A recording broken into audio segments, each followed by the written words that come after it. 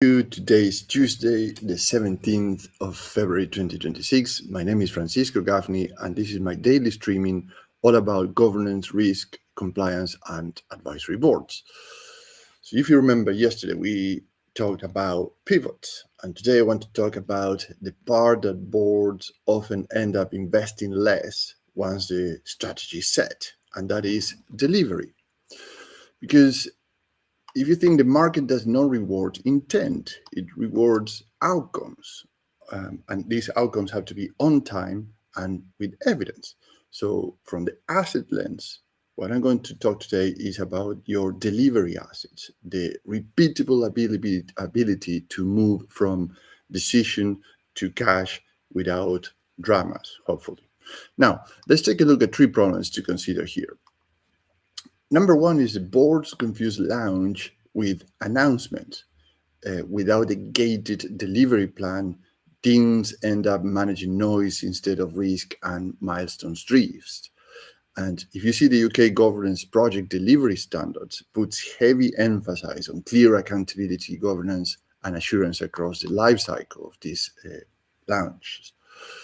Problem number two is that listed companies must manage delivery realities alongside their market disclosure duties. So the alternative investment market rules set expectations for notifying material developments, and the UK market abuse regulation is designed to protect market integrity. So when the delivery sleeps, the disclosure questions turns up very fast. Now, a real case to simplify point number three is in a London stock exchange company I'm watching, and says its flagship well is drilled and cased, and we are talking about they are tested positive for helium and has an existing pipeline route to a processing plant with near-term work including an extended flow test and further program steps. So that is a delivery advantage, yet it still needs discipline gating to turn into cash. And we're going to disclose. We're going to mention all these things now, but it's a problem because actually this word gating is a key word that we're going to mention from now on. So in other words, this is what happens when you have a delivery and an announcement. A launch without gates is like building an aircraft while you are on the head or the top of the runway. And you are there, you're ready to take off, but the aircraft, the plane is not fully built yet. So you need a door there, window there, cable in there. So you say, well, we are ready to take off. And I say, well, but we are not ready yet. What is how you fix that? That's pretty much our theme today. So what is a hidden factor or hidden factors that determines whether your launch succeeds or fails? It's whether the board forces the organization to translate that ambition into a sequence of proof points. It's not vibes, it's not announcements, it's not marketing, it's proof points, evidence.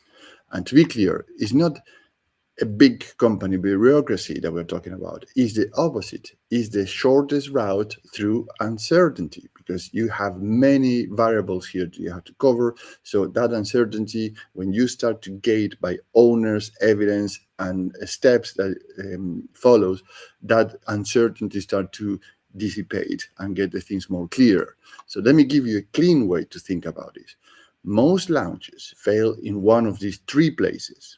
And here's the three places: is ownership, is evidence, or decision guidance, right? If it's ownership, it's because you don't have a clear responsible for each of these stages. And in the example that I mentioned earlier, they have a well and its case, they have a pipeline to delivery to the plant process, a processing plant, and from there on probably will be distribution. So if you have a clear owner here on the well, in the distribution, which is the pipeline or the transport, and the processing plant, each one of them have to have a clear owner of absolutely everything. In terms of evidence standards, so what is the evidence that this well is case in production and have the positive testing of helium is working and is not going to fire back at your point? So you have to have very solid evidence with very clear standards. The same for the pipeline distribution, the same for the plant processing. And in terms of the third failure, usually is the decision cadence. Who decides what is coming next and who is overwatching everything, the whole process again. So if you have any fussiness on all these stages, you have a problem. Now, the National Audit Office work on initiating successful projects makes a simple point in a public sector context that still applies in publicly listed companies, and probably you can translate that to private companies too. If you do not establish a realistic understanding of deliverability, benefits, and risk earlier, you pay that later. And pay that later means actually you're going to start to find out all these problems and you need to scramble around to fix them.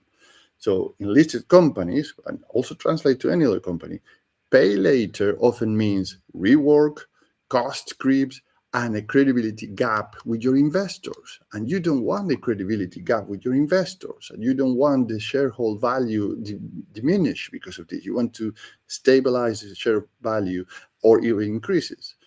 And as I mentioned earlier, use these ideas and case studies for your own company and industry, regardless of size and revenue. Over time, this will give you a competitive advantage, I can assure you that. So, as a board advisor, what I will propose to consider in this case: number one, turn launch into a gated program with 3 evidence pieces the board can see. Number one is a critical path, remember, pipeline, processing plant. Number two is named owners for each gate. So you have a gate here and a gate here, another gate here. So which is the owner of these things? And number three is agree the evidence pack for sign off. So who is going to, what evidence need to be issued and who is going to sign this off? So the governance functional standard, the GOVS 002, is a frame that delivers around clear roles, governance, and assurance. So use that logic to scale up your firm.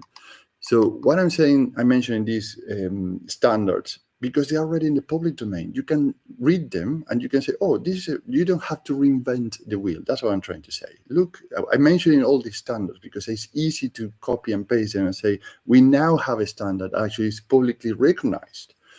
Now, number two, set an explicit rule for what constitutes inside information and how it's handled. So the requirement to disclose inside information, the DTR 2.2 and the UK market abuse regulation underpins the discipline here. Your goal is simple: no surprises, no slop internal sharing, and no last minute panic about whether you have to announce or not. And number three, use the time for first cash as the headline board metric for launching. In the case of this public company that I mentioned, you can see how specific technical steps and milestones are positioned as the route to monetization. So treat each milestone as a gate with evidence, not a marketing line. And the keyword here again is evidence. You have to prove it. Now, if you take one thing from today, take this. A board's job is not to approve a strategy and then hope for the best. A board job is to design the operating rhythm that makes the strategy deliverable, right? So the rhythm that makes the things happening. So that's why I like using these live examples in the London Stock Exchange. When a company has a genuine delivery advantage, like existing infrastructure or an already built asset, it still needs governance to turn that advantage into repeatable capability. So otherwise, you get a string of nearly there updates and your equity story becomes very fragile. And remember that we mentioned one of the responsibilities that you have is to have your share value sustained or increasing as you go through these processes of launching. So why does the launch process approach matter? For three things: outcomes, differentiators, and risk reductions. In terms of outcomes, you leave with a one-page launch board sheet with 3 gates: owners, evidence standards, and a time to first cash view that can you use in the next board meeting, right? So you have one sheet, you can put all this together. Number two, as a differentiator, you use an asset lens to define what deliver advantage looks like in practice, including stated test results, infrastructure positions, and near-term programs, and then translate into a board governance. And in terms of risk reduction, you bake in the UK listed market discipline from the alternative investment market rules and the UK market abuse regulation. So your delivery plan on your disclosure discipline do not fight each other under the pressure, right? So you have the disclosures and you have the discipline all together aligned to each other. So if you are not a public listed company, again, use this information to your advantage. It's already public. It's on any web page you can find. I'll leave the links in the comments below. So one action you can take home today, and is doable in 30 minutes or less. Write 3 launch gates for your next 90 days. And name an owner for each one of them. Define one piece of evidence the board needs, that the board needs to see, obviously, and for each gate. And that's your 30 minutes plan. It's very easy. So gates, owners, and evidence, 3 of them. So let's pause it here for today and reconvene tomorrow, because yesterday I mentioned making a pivot reel. Today, we identify the factors that will make them succeed or fail.